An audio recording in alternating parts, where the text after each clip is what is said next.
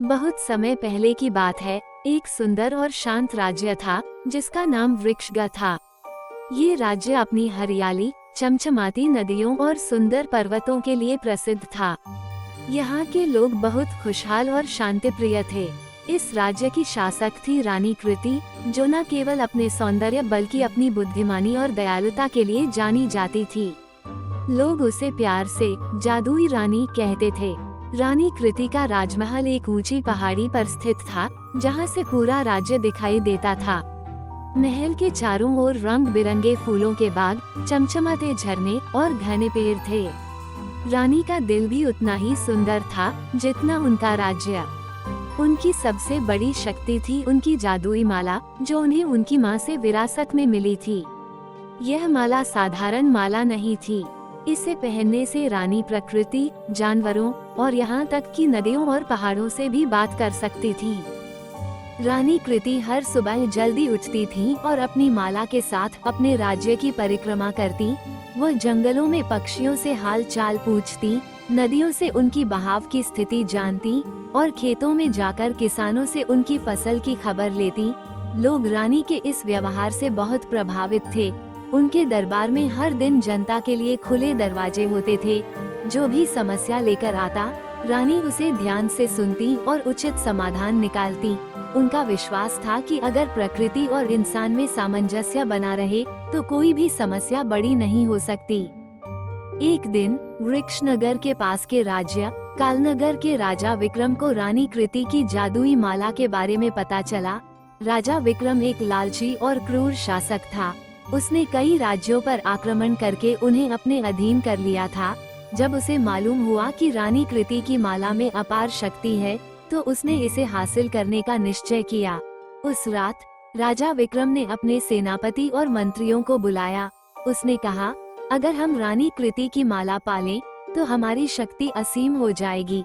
हम पूरी दुनिया पर राज कर सकते हैं। हमें किसी भी तरह यह माला हासिल करनी होगी। सेनापति ने सुझाव दिया कि वे रानी के राज्य पर आक्रमण कर सकते हैं, लेकिन एक मंत्री ने कहा, रानी कृति केवल अपनी माला के कारण शक्तिशाली नहीं है।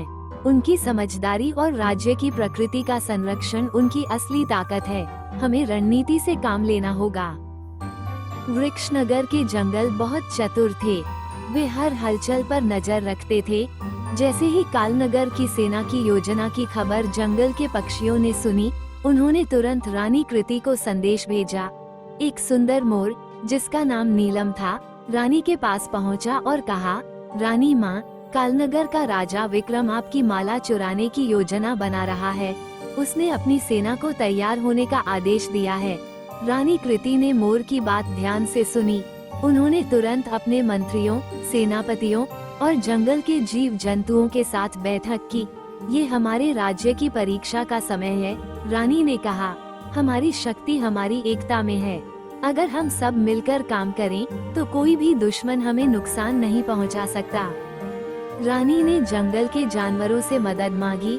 बाघों और शेरों ने दुश्मनों को डराने का जिम्मा लिया। पक्षियों ने आसमान से निगरानी रखने की योजना बनाई। हाथियों ने महल के आसपास सुरक्षा दीवार बनाने का काम संभाला।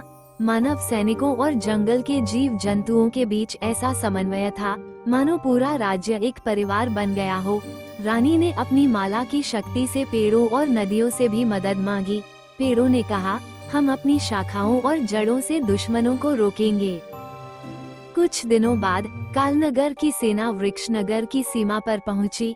उन्होंने महल की ओर बढ़ना शुरू किया, लेकिन रास्ते में उन्हें घने जंगल का सामना करना पड़ा। पेड़ों ने अपनी शाखाओं से सैनिकों को रोकना शुरू किया। बाघों और शेरों की दहाड़ों ने सैनिकों को डराकर भागने पर मजबूर कर दिया। ये केवल शुरुआत थी। रानी कृति ने अपनी माला की शक्ति से पूरे राज्य को सतर्क रखा। हर कोई जानता था कि वे केवल अपनी रानी के लिए नहीं, बल्कि अपनी धरती, अपने घर और अपनी आजादी के लिए लड़ रहे हैं। जब राजा विक्रम को ये पता चला कि उसकी सेना जंगल में हार चुकी है, तो वह आग बबूला हो गया। उसने अपने सेनापति से पूछा, ये कैसे संभव है? हमारी विशाल सेना एक छोटे से राज्य के जंगलों और जानवरों से हार गई। सेनापति ने जवाब दिया, महाराज, रानी कृति की माला केवल एक गहना नहीं है। वह माला उन्हें अद्भुत शक्तियाँ देती है। उन्होंने जंगल के हर जीव को अपने पक्ष में कर लिया है।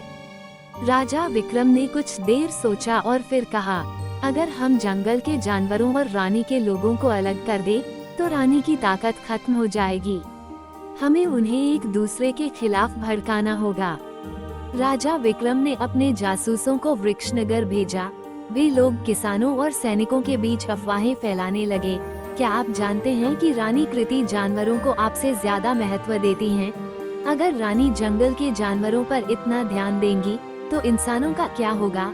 धीरे धीरे कुछ लोग इन बातों को मानने लगे। दूसरी ओर राजा विक्रम के जासूसों ने जानवरों के बीच भी यह बात फैलाई कि रानी कृति इंसानों की रानी है। वो तुम सबको केवल अपने फायदे के लिए इस्तेमाल कर रही हैं। रानी को इन अफवाहों का पता चला। उन्होंने तुरंत अपने सलाहकारों से चर्चा की। उनके प्रिय सलाहकार, जो एक वृद्ध और समझदार व्यक्ति थे, ने कहा, महारानी, ये समय है कि आप अपने राज्य के लोगों और जंगल के जीवों को साथ लाने के लिए कुछ ऐसा करें जो उन्हें याद दिलाए कि उनकी शक्ति एकता में है। रानी ने एक योजना बनाई। उन्होंने पूरे राज्य में एक सभा आयोजित की, जहां इंसान और जानवर दोनों को आमंत्रित किया गया। सभा एक बड़े मैदान में आयोजित की गई। वहां हर तरफ इंसान, जानवर, पक्षी और प्रकृति के हर हिस्से के प्रतिनिधि उपस्थित थे। रानी कृति ने अपनी माला पहनी और सभा को संबोधित किया। मेरा राज्य केवल इंसानों का या जानवरों का नहीं है, ये हम सबका है। अगर हम एक दूसरे से अलग हो गए तो हमारी शक्ति खत्म हो जाएगी। उन्होंने एक छोटी सी कहानी सुनाई। एक बार एक किसान के 3 बेटे थे। वे हमेशा लड़ते रहते थे। एक दिन किसान ने उन्हें एक एक लकड़ी दी और कहा, इसे तोड़ो। सबने आसानी से लकड़ी तोड़ दी। फिर किसान ने 3 लकड़ियों को बांध कर दिया और कहा, इसे तोड़ो। कोई नहीं तोड़ पाया। यही हमारी सच्चाई है। अगर हम साथ हैं तो कोई हमें नहीं हरा सकता। रानी की बातों का गहरा असर हुआ। इंसानों और जानवरों ने दुश्मन के खिलाफ फिर से एकजुट होने का प्रण लिया। राजा विक्रम को ये खबर मिली कि उसकी चालबाजियां विफल हो गई हैं। अब उसने अपने पूरे राज्य की सेना को वृक्षनगर पर आक्रमण करने का आदेश दिया। यह एक विशाल युद्ध होने वाला था। रानी कृति ने भी युद्ध की तैयारी शुरू कर दी। उन्होंने जंगल के हर जीव जंतु और राज्य के हर नागरिक को संगठित किया। पेड़ों ने मजबूत किले के रूप में महल को घेर लिया। हाथियों ने महल के चारों ओर खाई खोद दी। पक्षियों ने दुश्मन पर निगरानी रखने का जिम्मा लिया। रानी कृति ने कहा, हमारी ताकत केवल हमारे हथियारों में नहीं, बल्कि हमारी समझदारी और एकता में है। याद रखें, हम केवल लड़ाई नहीं लड़ रहे, हम अपनी धरती और अपनी स्वतंत्रता की रक्षा कर रहे हैं।